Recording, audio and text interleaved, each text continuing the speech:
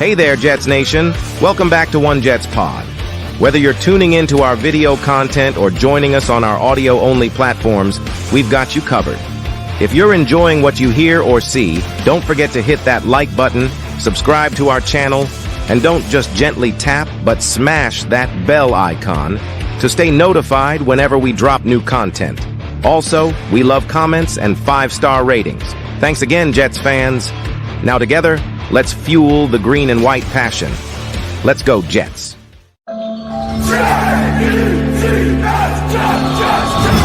Welcome to Jet Life Stadium. Hit it! Hey, what's going on, Jet Nation? This is Randy with the One Jets Pod, and I'm joined tonight by my co-host, Infrared 8979, also known as Eric. My brother, how are you doing tonight?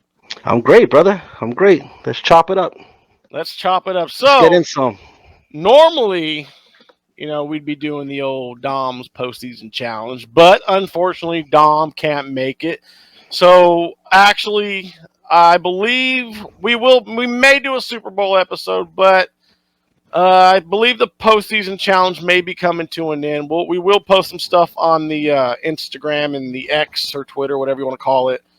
Kind of give everybody updated or keep everybody updated. It's been following along, but we do apologize that we're not going to be talking a whole lot of, postseason football tonight because,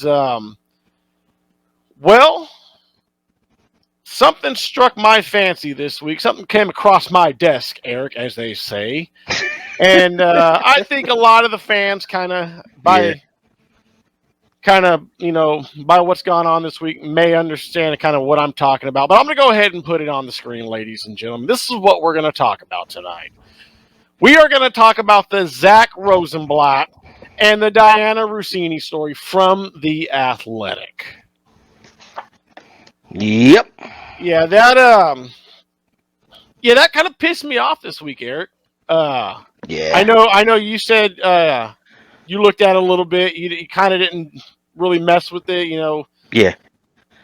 I think you had a feeling we were going to talk about it, so I knew you probably didn't want to rack your brain and get yourself all pissed off at work and have a little family time without being pissed off. So I get it.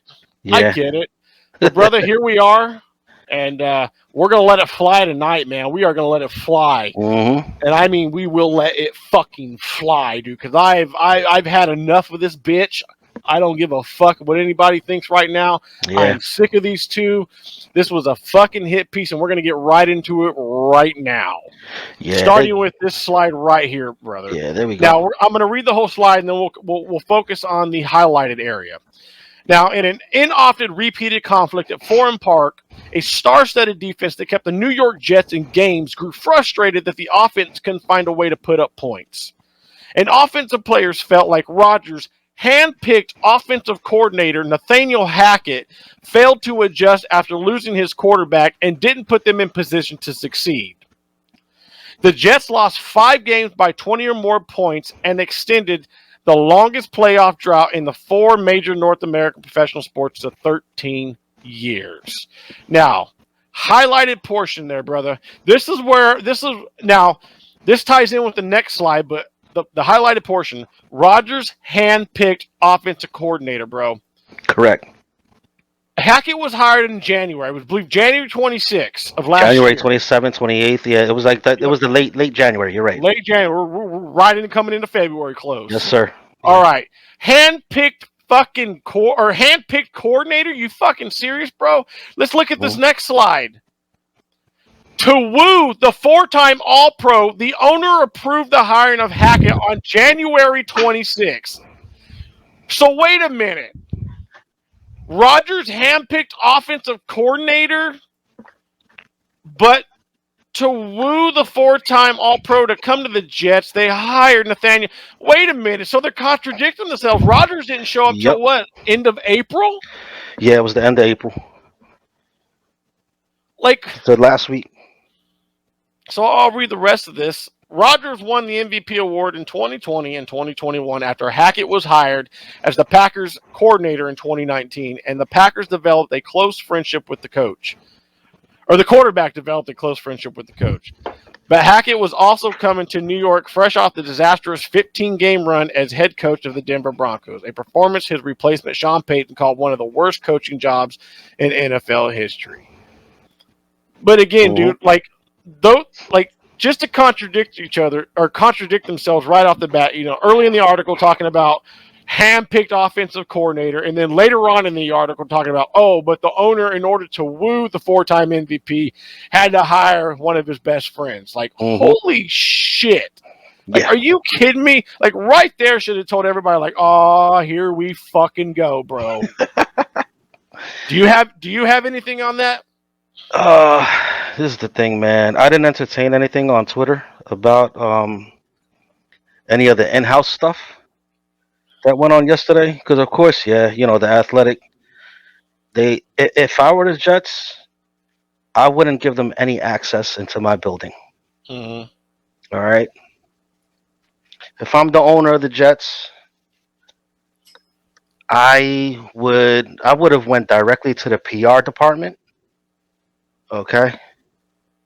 And I'd want to find out what's going on here. Because Can you give the coach a happy birthday? Yeah, that too. Oh, that's a different scenario. Like, poor guy. Like, for him not to get a happy birthday because, 30 sources. 30 sources. Why? So you went to 30 sources and you couldn't get like half of them to speak? Not even 5 of them. With speak anonymously? Yeah. Barely what, 4 or 5, and one of them was the Pat McAfee show? Yeah, exactly. That's another thing. That's another fucking thing, bro. It's a joke, dude. Yeah, it was ugly. That's why I didn't entertain it yesterday, because I was like, all right, you know what? I'm just scrolling up and down and reading everyone's, things, comments or whatnot. I didn't entertain it because I didn't find it, like happy news. You know what I mean? I was disgusted. And most of it, dude, honestly, bro, let's be real with it. 90% of that fucking thing was shit we already been saying all season with their own little spin sprinkled in, and probably guys fucking talking shit on the way out after quote unquote mutually parted ways. Nah, them bitches got fired. Oh yeah. But the Jets weren't going to fucking say that because they respected those two dudes. But they didn't respect us back and probably were fucking talking shit on the way out, pussies. Yeah. But like I said though, brother, like if I'm an owner of the team and a lot of dirt is getting thrown on our names, you best believe that I'm going right to the PR team. And I want to find out who is doing what, because the Athletic, the ones that put it out there in the air was Diana Rossini and Zach Rosenblatt. I would never give them access to my facility, and I'd go as far as not let them get access in the tri-state area. Ooh. Like the whole don't. If I'm an owner, I'd be like, listen, all right, these two, boom, boom. Hey, I'd call the other teams and be like, hey, listen, these two, don't ever hire them to do anything for your team, because they will burn boxing them. Yeah. I don't know. That might be illegal. Nah, but it happens though. It happens. Like, come on now, man. That's. I don't know. I don't know if you can ban them because they're they are the media, they are journalists. But you know what? You can go as far as just not give them anything. Just fucking Just say whatever they say. Just say yes or no. I don't even have to say yes or no. I just deny them access for fucking everything. I want. Just stay silent. Like, yeah, I would lose my account with the Athletic. I'd lose up my account with them. I'd be like, hey, listen, it's nice knowing you. All right, thank you. Have a nice day. Arrivederci. And then get in contact with my PR department and be like, hey, listen, this shit never ever better happen again. Because if it does happen again, you're getting canned, and that's it. Yeah. I'll tell you right now, ladies and gentlemen, I don't know how it happened, Maybe there's ways. Maybe it's free after 24 or 48 hours. I don't fucking know. But I didn't pay $2 to fucking to be able to put this show together tonight. I wasn't going to do that. I'm not going to give the Athletic my goddamn money, regardless of how cheap it is. Word up. Somehow I was able to get screenshots of a lot of this article without having to pay, dude. There were some issues, but we got it done. So let's move on to the next slide. Yeah. In the aftermath of Rodgers' injuries, Saleh bemoaned his bad luck throughout his tenure. He often worded aloud if he was doomed the same fate as Vic Fangio, a brilliant defensive coach cursed by misfortune at quarterback.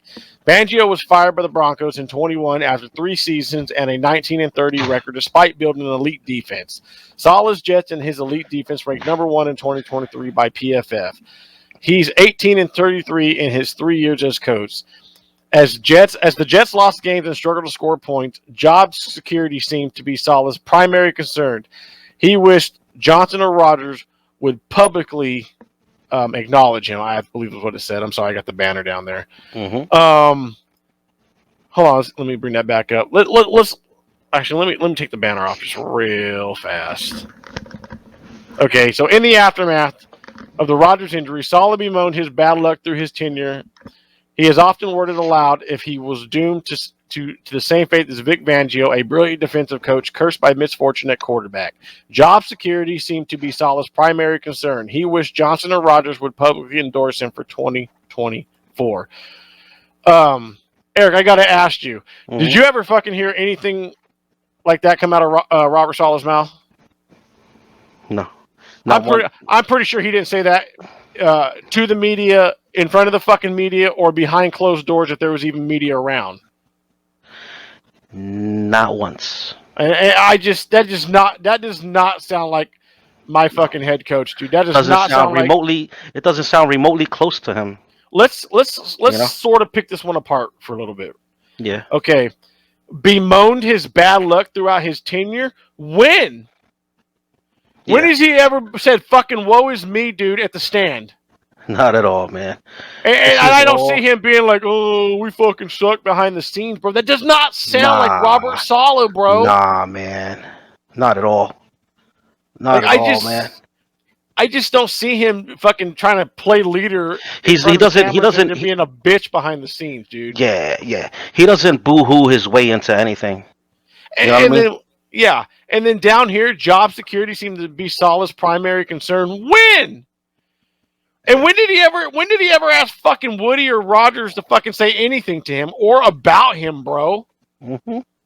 That's that spin bullshit. Or that's probably like clickbait.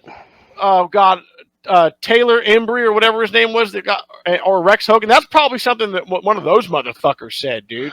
Hey. Probably bitter that they don't have a job no more on the defensive staff. Well, Rex was on his way out, so he probably leaked something to one of these two bozos. I wouldn't even call that a leak, man, because that would, if you say leak, that would kind of like affirm that's how Robert Saleh acts behind the scenes, and I just don't fucking buy that. But we're diehards, bro. We know the real McCoy. I just cannot buy that. What I see Robert Saleh day in, day out, and then all of a sudden behind the scenes he shrivels up like a fucking wrinkled dick and just becomes a little bitch, dude. Like, no fucking way, bro. No fucking way. I can't see it. I can't see that happening. All right, so we're going to move on to slide number 4. This is short. So this whole thing's greened out. So, privately, the coach pinned many of the team's offensive issues on Wilson, the line, and the receivers, and told people getting to 8 wins with Wilson at quarterback would be a miracle. Doubtful, dude. He always said Zach gave us the best fucking chance to win, dude. All the time. I'm almost certain all the time that if that was said when old Tim Butthole fucking was, being sent packing, I'm pretty sure that would have leaked earlier in the season, dude. Oh, yeah. Heck yeah. That was never the fucking case. That would have... He had Zach's back the whole fucking time. You're right. That would have leaked back in October. He had Zach's back until he really couldn't, man. Yeah. And then even then tried to go back to Zach, man. Basically meant like, I probably fucked up there. Even though that one time when what's this guy from WFAN?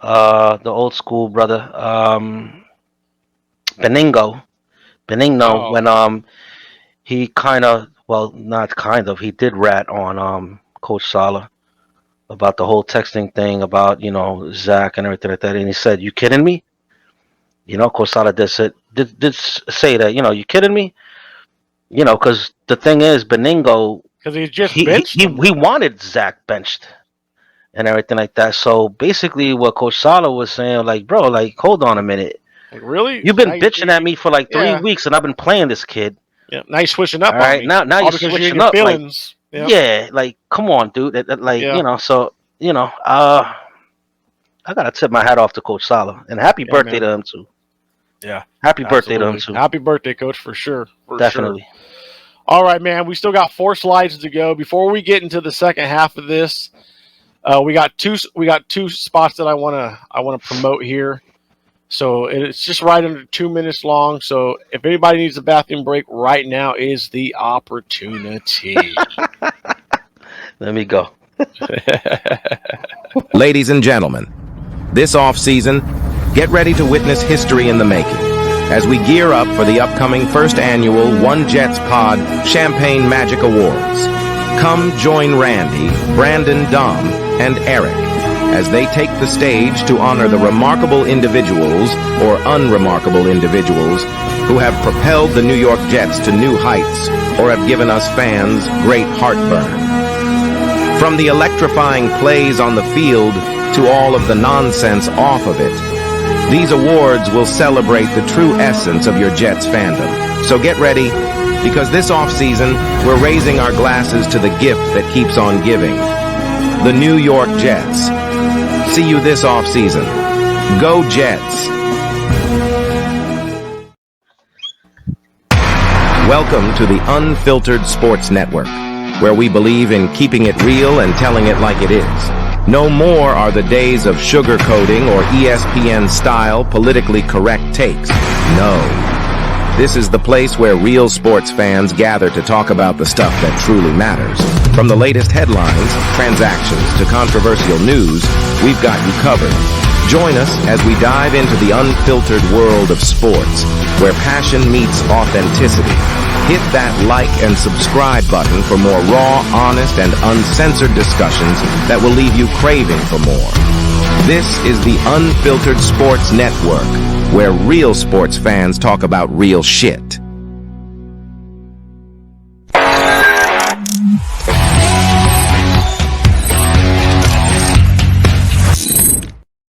Real shit, baby. Absolutely, man. So yeah, that channel's popping off, man. We got a couple of episodes in the book so far of Podcast Night in America. So we're having a lot of fun over there. So if you get a chance, check out the Unfiltered Sports Network on YouTube. Just type in Unfiltered Sports Network, and you'll find the little screaming guy on fire in front of the microphone. And of course, you guys saw the award show ceremony. That's right around the corner. I'm working on slides, man. We'll start posting polls so everybody can start voting, man. I'm looking forward. We're gonna have a whole lot of fun on that, man. All right, so we're gonna go ahead and get back into this show. So moving on to slide number 5, Big E. Mm-hmm. All right, so I didn't really highlight anything. This is more like, we're just going to talk about this slide in general. Yeah. An embittered Sala conducted research. He wanted to see how many teams led by NFL's best coaches performed when playing without their star quarterback. He found that Bill Belichick, Mike McCarthy, John Harbaugh, Zach Taylor, Mike McDaniels, Kyle Shanahan, and Sean McVay all had losing records in those situations, and that Mike Tomlin was the lone exception. That became Salah's battle cry as the Jets' losses piled up and criticisms mounted. What do you expect? We lost Aaron Rodgers. Is that a real fucking paragraph, dude? Bro. Let's go. Hold on. Let me bring it right back up. Let's pick this fucking thing apart, dude. Let's pick this. He did research in a fucking year where he's trying to get this team to 7 wins. He's dealing with fucking 27 fucking quarterbacks. He's dealing with a bunch of questions about his Hall of Fame quarterback. He's dealing with the fact that he's got, his fucking offensive line is literally in fucking shambles. 17 different fucking variations limitations of an offensive line, and he's got time to fucking do research on what the fuck other teams are doing when they lose their star fucking quarterback, bro? Are you fucking kidding me, Eric? I don't even have time to fucking do that research, bro, and I'm running a podcast, and I'm unemployed at the fucking moment. Fucking kidding me? That shit, bro. That he doesn't have time for none of them shenanigans. All right. I read it. Fuck. I read that earlier today, and I was like, "Hold up, nah, this doesn't even sound right. It doesn't sound right. Like, fucking stupid. it has to be clickbait. It has to be clickbait. Like, come on, look dude. at this shit, dude. Yeah. Salah's battle cry as the Jets' losses piled up and criticism. When did he ever blame losing Aaron Rodgers? I mean, maybe he did. I don't know, but fuck. I don't remember any of that. But, dude, listen to the way this shit's worded up here, dude. Yeah. He found out that Bill Belichick, and they just start, dude, that's a reporter fucking doing their research, dude. Yeah. That's Rossini and Zach Bloatin Dick or whatever. Dick Bloatin, whatever. Yeah. I don't fucking know. That's them doing their fucking research and then interjecting that into the fucking article. That is a bullshit fucking paragraph, dude. That Saleh never fucking did any research on other teams' fucking coaches and quarterbacks just to feel better about himself. And if he did, he wouldn't let nobody fucking know about it. No way, Jose.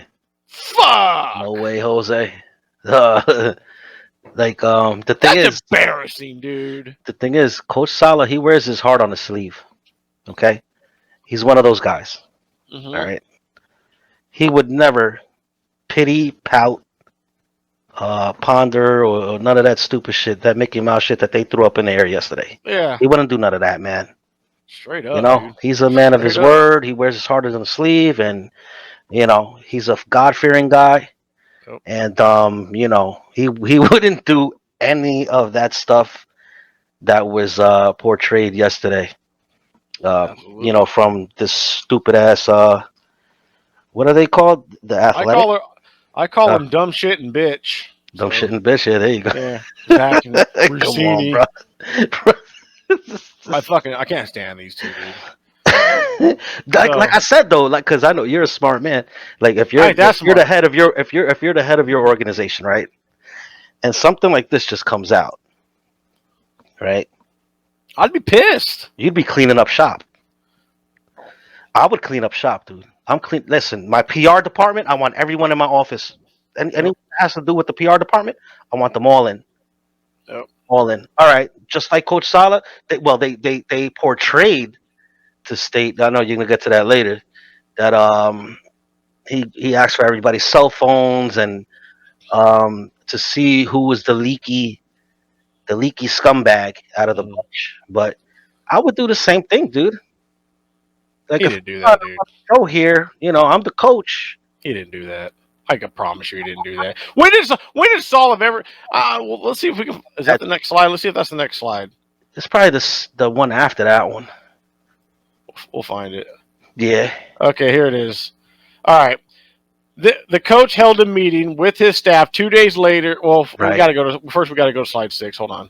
Okay. As Rodgers was pushing the limits of a torn Achilles rehab, determined to return in a little over 3 months, an unprecedented recovery time for that injury. Wilson, along with some Jets teammates and coaches, grew tired of the way Saleh fawned over Rodgers, according to team sources. The coach held a meeting with the staff 2 days later, where he asked the leaker to reveal himself, according to multiple people in attendance. If you come forward now, you won't get in trouble. He told them while threatening to take away their cell phones. Staffers were bemused by Saleh's obsession with the Wilson story and his retraction to it, dude. I don't fucking buy that for a second, that he threatened grown men. I'm gonna take your fucking cell phones. But I would. What? I would take it to that level though if my job is on the line. But this is the thing, right?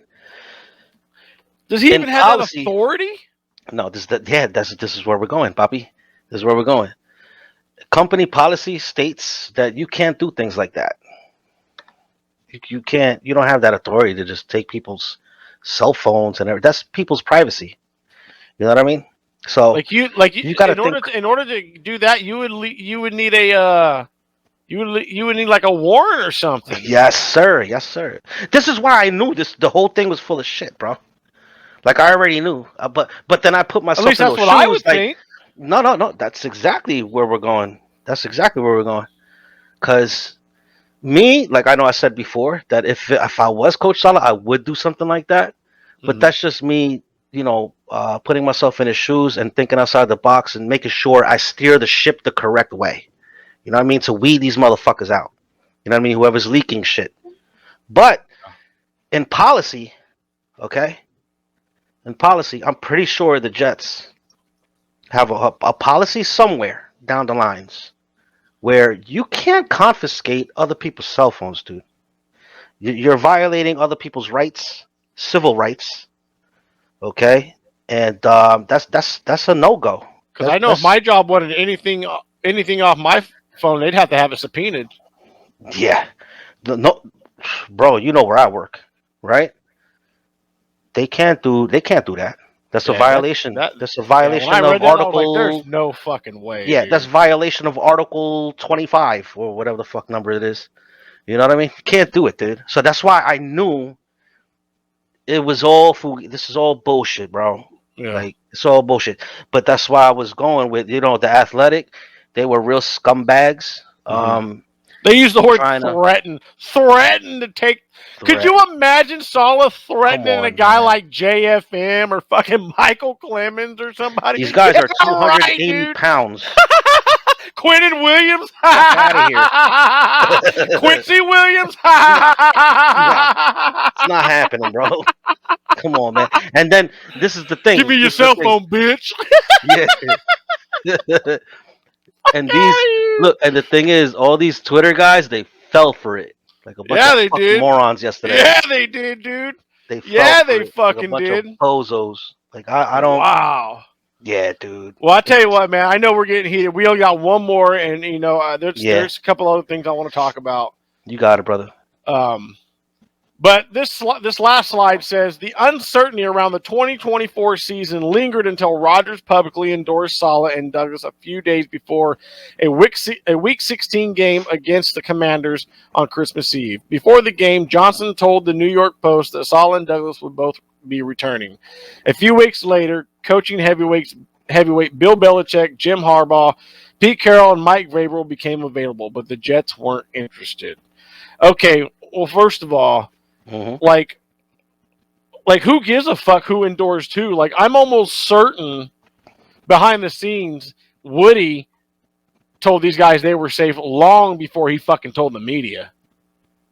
I that's what I think. Because otherwise,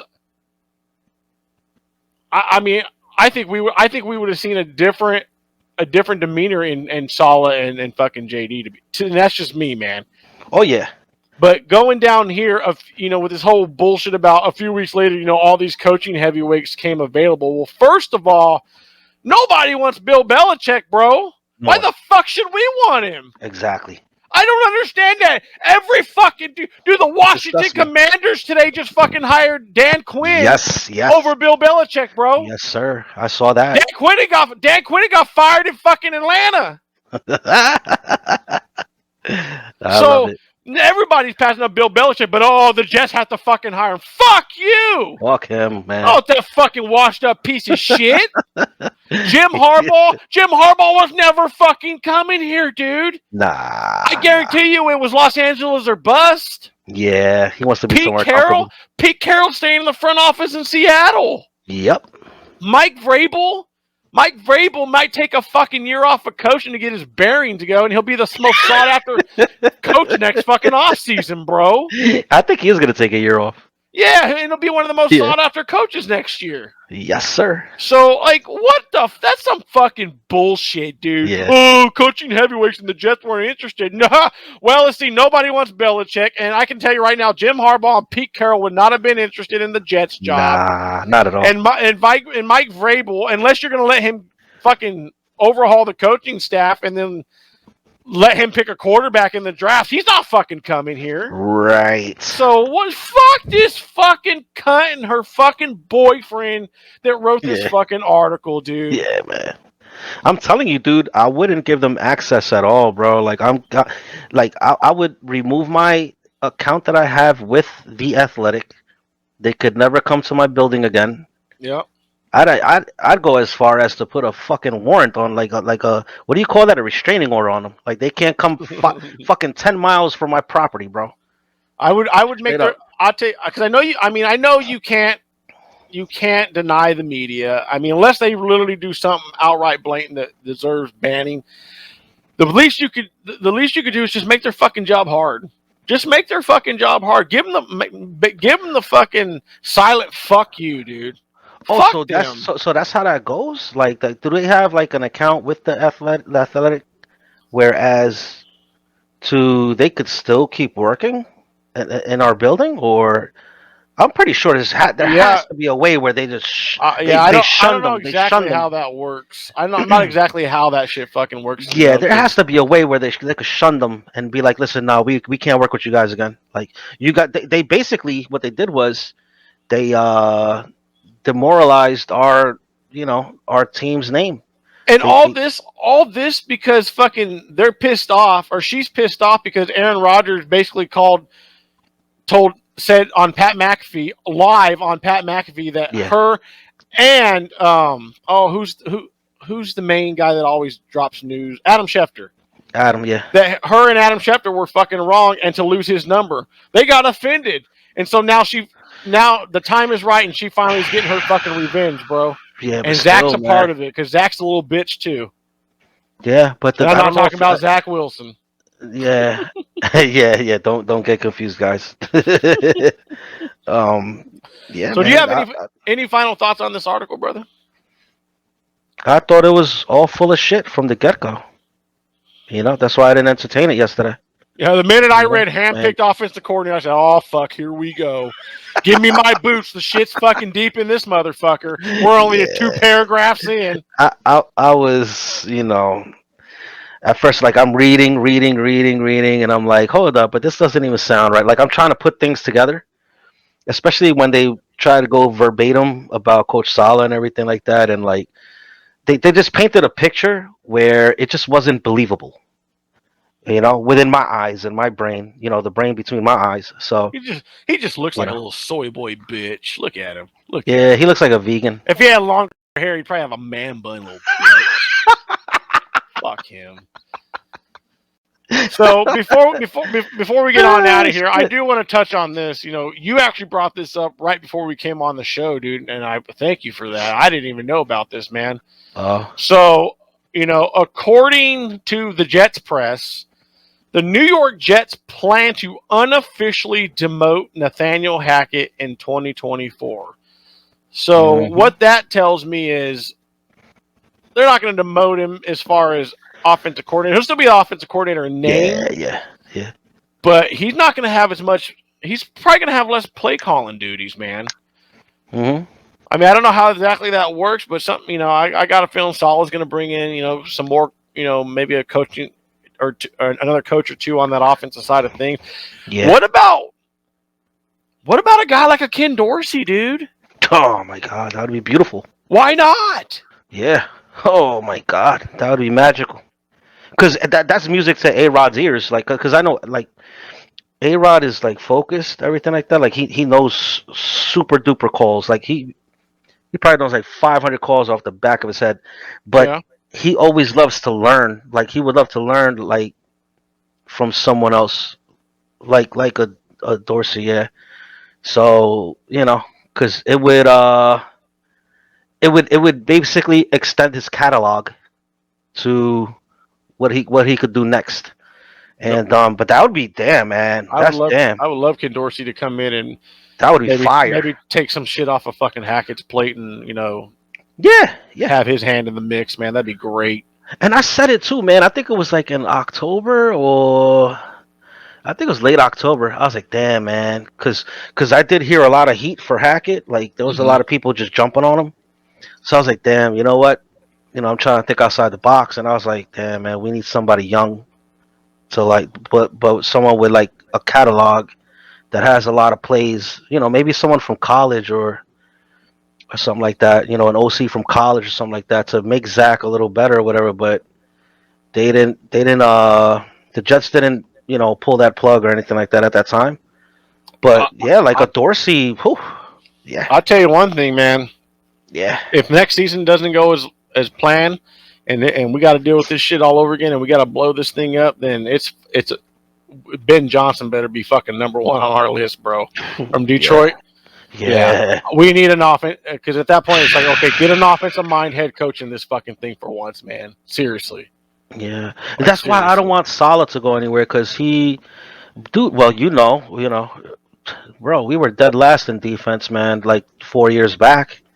But 3 years I will back. say this, Eric. And now I'll take a top five offense and a middle of the pack defense. I'm just being real with you, bro. No, I understand that, but I understand. But we got to bring an offensive minded juggernaut into the system.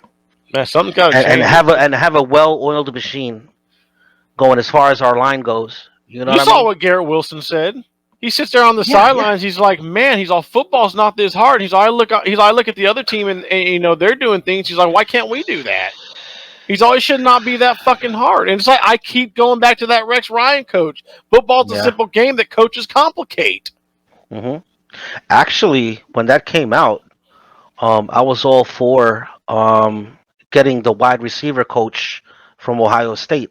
And also, I was all for getting the running back coach from Iowa State for Breece Hall to get them in.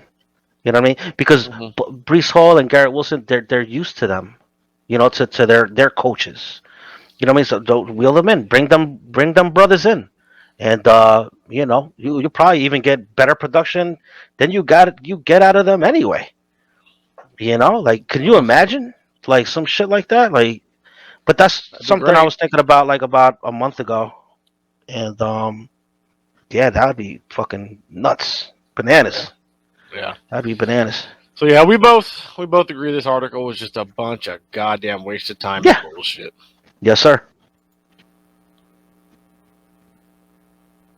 All right. A couple more things before we get on out of here. I want to plug this real quick. We talked about this on the Unfiltered Sports Network this past week.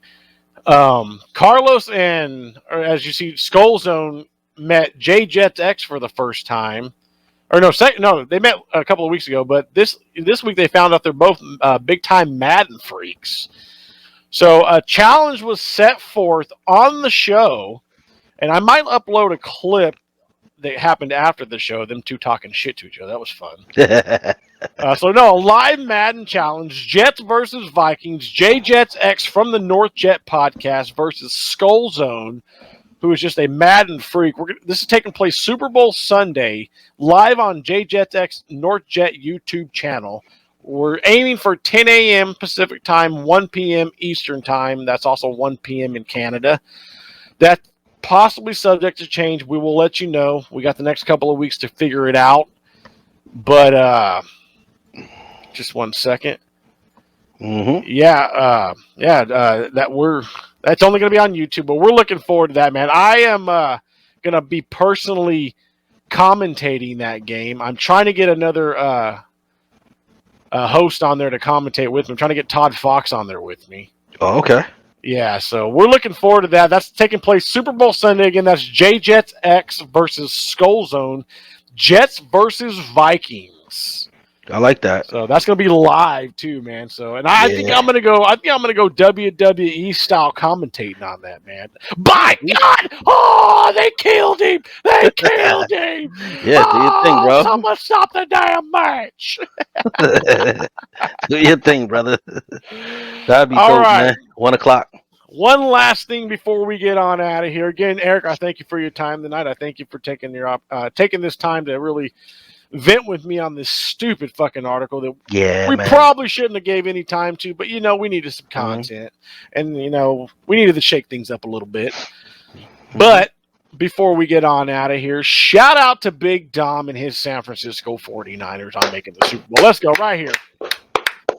Mr. Champagne Problems himself, a grueling season, the Niners top seed in the NFC, on the back of Brock fucking Purdy, a.k.a. Daddy. Look at Daddy. Woo! Daddy number 13 leads him to the Super Bowl after not playing in this game last year. Mm-hmm. Being injured, is healthy this year, and I mean, Mr. Game Manager fucking rushes for almost 50 yards. Yeah, game manager, my ass. Oh, what was the other term? System quarterback. Come on, I dude. can't stand when like these guys do that. System quarterbacks don't rush for 50 yards, dog. 10 yards a clip. Fuck off. Game managers don't throw for 31 touchdowns and 4,500 yards a fucking year, bro. No. Fuck, no, they don't. No, not at all. Mm-mm. I mean, hey, listen. Zach Wilson was the game manager. You know what I mean? How many tutties did he get us this year? That's What, below 7? game manager. What? 6? 6, 7? To be a game manager, you got So at least double, almost triple Zach Wilson's touchdowns. You got to be right around that 14 to 20 range. I can't To be stand these considered guys, a game bro. manager. I can't stand these people, But bro. system quarterback, dude, he's out there rushing like fucking Cam Newton. Mhm. Well, that must be the system then. Yo. He put the team on the back toward the end of that game, brother. Oh yeah. He Shit. did the right thing. Once again, Daddy. Yeah, I knew he was gonna win. And he beat two good quarterbacks in the playoffs, dude. It wasn't like he beat Baker Mayfield and fucking an injured Matthew Stafford, bro. No, he beat Jared Goff, the fucking NFC North champion quarterback. He beat Jordan Love, who just fucking showed the whole goddamn league, hey, I'm the real deal because I learned behind Aaron Rodgers for 3 fucking years. Watch this. And let me tell you, and let me tell you something, guys. Goff and Love, they're no pushovers. No. They threw for Those over are the 3,000 darlings yards. of the NFC North right now, bro. Yeah, they threw over 3,000 yards, both of them. Okay, I thought it was going to be the Lions division for the foreseeable future. No. As long as the Packers go out and get Jordan Love some fucking weapons, it's going to go back and forth between those two. It's going to be a bro. problem. Yeah, Straight up. I see it. Straight up. But I'll tell you, speaking of problems, I know Dom's got champagne problems, but the 49ers and Dom might be dealing with a little bit more than champagne problems on Super Bowl Sunday. Because as you alluded, and I know you alluded to this, Taylor Swift brought in $331 million. Now, I know you wanted to talk about this, Eric. Yeah. You know, say your piece, because I got a little slide and I got a little something to say. Okay. Yeah, well, it was thrown in the air already from, some sources on Twitter and everything like that, that Taylor Swift generated over $330 million for the NFL and the Kansas City Chiefs. All right. My question is, well, basically, she just paid off more than half of Patrick Mahomes' $500 million contract. Okay? Time to take a pay cut and get you some fucking weapons. Yeah. This is the $330 million. He got a contract for $500 million. She's paying off a little bit more than half of his contract already. Like, where's this $330 million going to? That's my question. And all those eyeballs she's bringing in for the NFL. Oh my! All goodness. the Swifties. Yeah, that's a lot of money, dude. That's a lot. Of money. Real quick. Yeah. While we're on the subject of the Super Bowl, I wanted to bring this up. I think, I wanted to bring this up on the USN, but I didn't get a chance to, and I also wasn't on there this week. Okay. But now we just talked about everything Taylor Swift did. Have you seen the official referee crew for the Super Bowl? I think I gave it to you the other day. What the fuck was his name, dude? Remember, I believe he was the referee for the Jets-Chiefs game. Yes. Bill Vinovich. There you go. Vinovich or Vinovich, whatever you want to say. Yeah, Vinovich. Benovich, dude. Yeah. He's gonna have referee Carl Sheffers. Oh, here we go. We got umpire Terry Killens, down judge Patrick Holt, line judge Mark Perlman, field judge Tom Hill, side judge Alan Baines, back judge Brad Freeman, and replay official Mike Chase. Perlman, Hill, and Chase have all previous Super Bowl experience. But we get Mr. Kansas City Chiefs referee himself, Bill Vinovich, brother. Yeah. So now with him in there, you got Taylor Swift in attendance, brother. That just smells like one fucking thing, brother. That smells like one fucking thing. Oh my God. A fix is in the works, dude. Yeah. That's why. Oh man. And then Taylor Swift and Mr. Taylor Swift are going to announce their engagement, and they're probably going to buy the Kansas City Chiefs. And they're going to change their names to the Kansas City Swifties. Yeah, the Swifties. And they're going to retire number 87. He's going to go in the Ring of Honor. He'll retire this offseason after winning the Super Bowl. Oh, man. Dom, dude, it's the fix is in, Dom. The fix is in, brother. I mean, we just laid it out, brother. I mean, the referee crew, the amount of money she's bringing in, the fans, the eyeballs. Yeah. I mean, the Swifties alone are probably going to put this in the probably $200 million or the 200 million viewing range, bro. Holy balls, man! This is why I told you the other day I don't even want to watch the Super Bowl. I'm not, dude. You know me. I'm old school. I'm so like. I'm a different cloth, man. By the way, for the audio audience, I just put up a picture of an AI picture of Taylor Swift in a sparkling Kansas City Chiefs dress with a picture of the Super Bowl trophy in a hand that says "fixed," and she's singing in a microphone. By the way, so I'm telling you, man, the NFL is catering to her. I mean, they got the Chiefs referee crew in there. Of course, they got the Chiefs. Do you think Bill Vinovich is fucking refereeing this game if it's the fucking Bills and the Niners? No, I don't think he is. Nah. I don't think he is. Maybe he gets the NFC Championship game. Yeah. What a joke, dude. It just you know what it is though, I'm Randy. Going with the Niners, but I just think I got a feeling, bro. You know me, I love the underdog, so I want the Niners to win. I do too. But like I said last week, on paper, I mean the fuckery is real, dude. The fuckery is real, bro. Fucking real. And the thing is, like, what ticks me off the most is like it takes away the integrity of the game. You know what I mean? So it's more like WWE now. Yeah. So it's like even my son told me, like, yo, listen, Dad, I don't want to watch the game. I was like, say no more. Say no more. Because I'm so used to watching it with him, but you know, like what can you do, man? Like, I'm not gonna watch that game, bro. I already know what's gonna happen. You know, so I got the feeling. I just got this feeling. I'm sorry, Dom. I'm pulling for you, guys. I would love nothing to see Brock Purdy win a fucking Super Bowl after all the bullshit he's put up with this year, man. But I think there's just one more pile of bullshit that he's gonna have to deal with, and that's the rest of the Kansas City Chiefs, man. Mm-hmm. That fucking blows, dude. Yeah, that's not cool. All the crews, he's the one that coaches the Super Bowl with the Chiefs in it. Of course he does. And the thing is, though, that coach, he didn't coach for referee, the referee that's in the game, he didn't ref for like a good 10. I think that he took like a 10-year hiatus. Oh shit! And then he just came back this year. Yeah. Oh wow. Yeah, I did my homework. He needs to be retrained. Yeah. So this is like, it just smells spooky to me. I'm telling you, man, it's spooky.